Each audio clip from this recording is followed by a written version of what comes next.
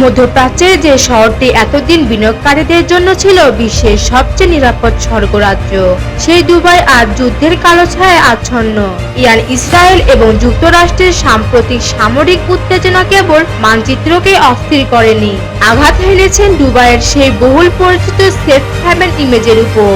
3 সপ্তাহ পেরিয়ে 4 সপ্তাহে পা রাখার এই সংঘাতের প্রভাবে দুবাইয়ের গর্বিত আবাসন খাত এখন নড়বড়ে।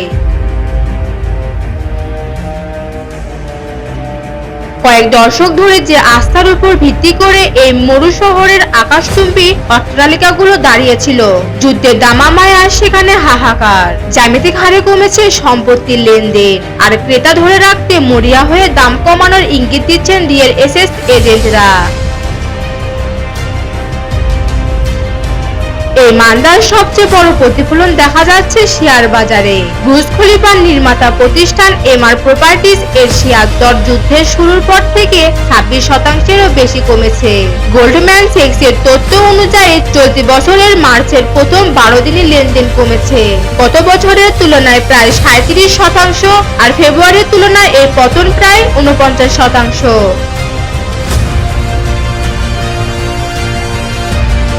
একসময় যেখানে সম্পত্তির জন্য কারাগারে লেগে থাকতো, আর সেখানেই দেখা যাচ্ছে উল্টো চিত্র। সামাজিক যোগাযোগ মাধ্যমগুলোতে রিয়েল এস্টেট এজেন্টরা এখন 12 থেকে 15% ছাড়ের ঘোষণা দিচ্ছে।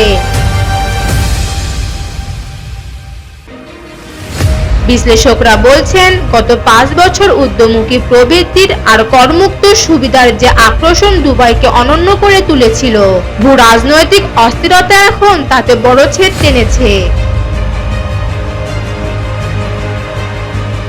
আন্তর্জাতিক আর্থিক সংস্থা সিটি ব্যাংক সতর্ক করে জানিয়েছে, এ যুদ্ধ দুবাইয়ের ভবিষ্যৎ জনসংখ্যা বৃদ্ধির পথে এক বিশাল অন্তরায়। যারা নিরাপদ জীবন আর উচ্চমানের নাগরিক সুবিধার আশায় এখানে ভিড় জমাতেন, আঞ্চলিক নিরাপত্তা অভাব এখন তাতে নিরসংজ্ঞায়িত করেছে। দীর্ঘস্থায়ী এই মন্দা যেন এখন খাদের কিনারায় নিয়ে দাঁড় করিয়েছে আমিরাতের অর্থনীতিকে। মধ্যপ্রাচ্যের এই রক্তক্ষয়ী সংঘাত যদি দ্রুত না মেটে, তবে দুবাইয়ের সে হারানো জৌলুস আর গৌরব ফিরে পাওয়া কি আদৌ সম্ভব হবে?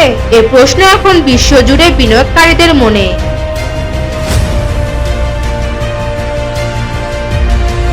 আরোহী দাস, পূজা, চ্যানেল 10।